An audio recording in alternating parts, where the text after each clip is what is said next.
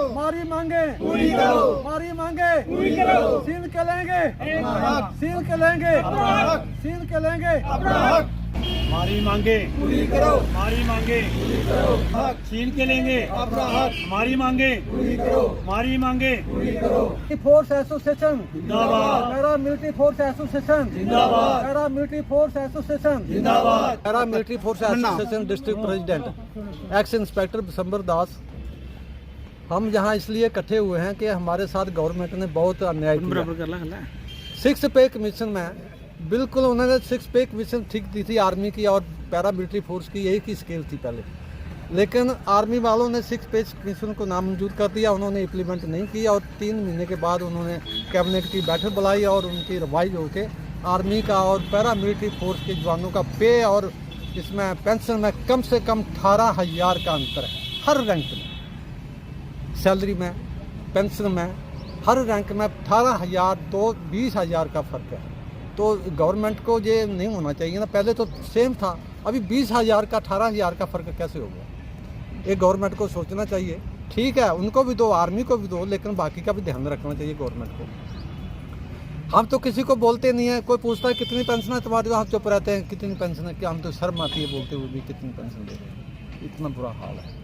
ये central government के जितने भी क्या नाम नेता हैं, प्रधानमंत्री हैं, चाहे वो कांग्रेस के हैं, चाहे वो इसके बीजेपी के हैं, किसी के दिमाग में ये बात नहीं आ रही है कि यार ये भी 24 घंटे की ड्यूटी कर रहे हैं और इनको हम सिविल उसमें सर्विस में मिला के पेंशन दे रहे हैं। जो कि 6 घंटे की ड्यूटी कर रहा है, घर से जाए ना जाए कोई बात नहीं, 6 घंटे के बाद अपनी ड्यूटी करके बच्चों के पास आएगा और अपने घर में रहेगा, फिर 6 घंटे के बाद दूसरे दिन जाएगा। हम तो अपनी ड्यूटी करके वहाँ रहना पड़ता है हमें। 24 घंटे की ड्यूटी में कोई साल के एक दफ़ा वो भी लड़ के छुट्टी मिलती है बहुत मुश्किल से। तो ये हाल है पैरा मिलिट्री फोर्स का। बॉर्डर में देखो जाके आंखें फाड़ के पूरी रात घूम रहे हैं, लेकिन जब पेंशन की बारी आती है तो हमें सिविल रूल के साथ मिलाया जाता है कि आप सिविल। ये कौन सा साला डिपार्टमेंट है? कौन गवर्नमेंट ये नहीं सोचती? ये क्या कर रहे हैं प्रधानमंत्री? नहीं देख रहे, उनको दिखता नहीं है कि पैरा मिलिट्री फोर्स कहाँ कहाँ ड्यूटी दे रही है। कोई किसी के दिमाग में नहीं आ रहा है, चाहे वो कुछ भी कोई नेता है, चाहे वो बीजेपी का है, चाहे वो इसका है कांग्रेस का है, सभी एक जैसे। किसी को नहीं दिखता कि ये 24 घंटे की ड्यूटी कर रहे हैं, हम इनको सिविल के साथ मिला के इनको पेंशन या पे दें। दूसरा, एक हमारे एसआई साहब आए हैं रिटायर, अभी आए हैं, कोई 6 महीने से साल हो गया उनको। तो ये जो सिविल एजेंसी हैं, ये एम्प्लाई गवर्नमेंट एम्प्लाई गुंडे जो भर्ती कर रखी है ना JNK गवर्नमेंट ने, ये इनके पीछे हो जाते हैं। इनके पास पैसा आया है, अब कहते हैं एक्सपर्ट पर करो, पैसा ऐसा देंगे, दुगना कर देंगे, प्लाट देंगे, ये करेंगे, वो करेंगे। मेरा उपराज्यपाल से अनुरोध है कि ऐसे लोगों को नौकरी से बर्खास्त किया जाए जो दूसरों के पैसे पे आंख रख के उनको गुंडागर्दी करते हैं और उनको लूटने की कोशिश करते हैं। ऐसे लोगों को नौकरी से बर्खास्त कर देना चाहिए। दूसरा, मैं इनसे भी अपील करूंगा, चाहे वो आर्मी के हैं, चाहे वो पुलिस के हैं, चाहे वो पैरा मिलिट्री फोर्स के रिटायरमेंट आते हैं, वो कम से कम इन लोगों से बचें। इन लोगों से बचें, जो ऐसे लोग हैं, इन लोगों से बचें। हाथ जोड़ के इनको बोल दें कि नहीं भाई दूसरा टॉपिक से कोई ऐसी बात मत करिए हमारे साथ। तो मैं गवर्नमेंट से अनुरोध करूँगा कि इनसे सख्त एक्शन लिया जाए ताकि दोबारा कोई ऐसा कांड ना हो। रिटायर्ड असिस्टेंट कमांडेंट जोगिंदर पाल, हाँ जी, SSP। हो हमारा आज का जो यहाँ इकट्ठे होने का मकसद ये है कि हमारी हर महीने रूटीन में ये मीटिंग चलती है। इसमें हम जो हमारे बुनियादी जो मसले हैं उनमें हम डिस्कस करते हैं। कुछ मसले हम मीडिया के थ्रू गवर्नमेंट तक पहुँचाने की कोशिश करते हैं ताकि उनका समाधान हो सके। उनमें से बेसिक जो है वो ये है कि जो हमारी जो इसका CGHS का है, जो ये मतलब डिस्ट्रिक्ट लेवल के ऊपर इसकी डिस्पेंसरी होनी चाहिए ताकि जितने भी एक्स मैन हैं हमारे पैरामिलिट्री फोर्सेस के, उनको बेनिफिट मिल सके, उनको दूर जम्मू में जा कर के अपना ट्रीटमेंट ना कराना पड़े, और जो पैनल हॉस्पिटल हैं उनके लिए वो यहाँ से रेफ़र हो सके।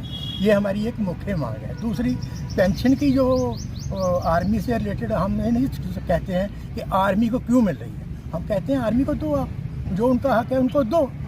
मगर जो हमारे जो जवान हैं जो पूरे बॉर्डर पर लड़ाई में मर रहे हैं, इसमें जो रोज़ के रोज़ जैसे अभी सीआरपी के कुछ जवान, बीएसएफ के कुछ जवान मौत का शिकार हुए हैं, शहीद हुए हैं, वो उनके हक के लिए भी गवर्नमेंट इसको शहीद का दर्जा और उनको पेंशन जो है वो बेनिफिट देना चाहिए। जैसे अभी पीछे जो पुलवामा कांड हुआ था, जितने भी वो 2004 के बाद के जवान जो शहीद हुए वहाँ, उनको किसी को भी पेंशन नहीं मिली है।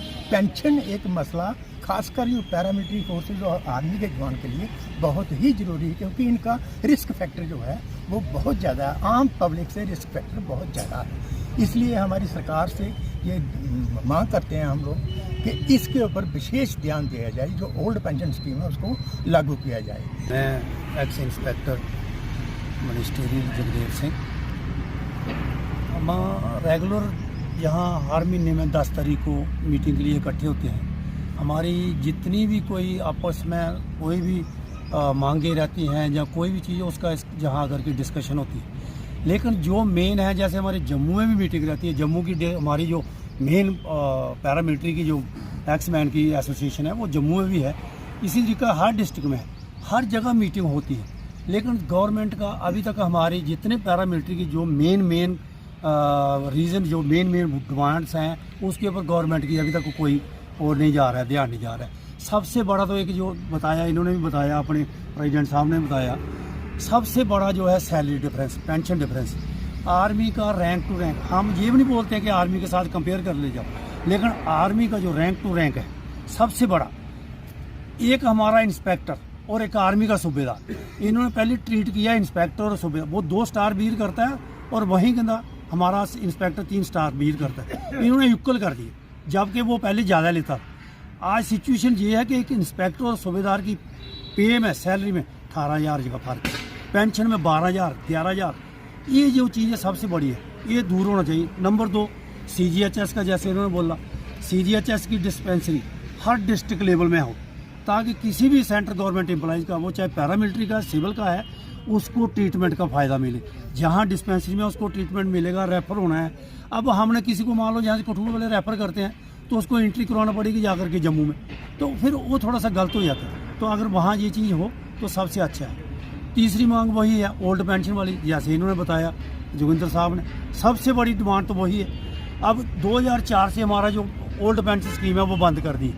अब पैरामिलिट्री के जवान जो है, आप देखोगे ना, आज यहाँ बैठे हैं, कल को उनकी मूवमेंट होती है तो कर्नाटका, अभी कर्नाटका में इलेक्शन है, कम से कम कितनी कंपनियाँ वहाँ पहुँची हुई हैं। तो अगर वहाँ एक्सीडेंट हो जाता है तो जो नए लड़के हैं उनको पेंशन नहीं है, तब न्यू पेंशन स्कीम में चले जाते हैं, चक्कर पड़ जाता है। तो जितना पैरामिलिट्री के लोग हैं उनको ओल्ड पेंशन स्कीम में लिया जाए, ताकि किसी का भी हादसा होने से उसकी फैमिली को कोई परेशानी ना हो। ये 3 मांगे बहुत हैं, बाकी जो चलते रहते हैं आपस में वो सोल्यूशन छोटे मोटे होते रहते हैं, लेकिन ये 3 मांगों के ऊपर हमारा इस समय बहुत ज़्यादा चल रहा है और हम चाहते हैं कि गवर्नमेंट इसके ऊपर शीघ्र इसके ऊपर डिसीजन ले।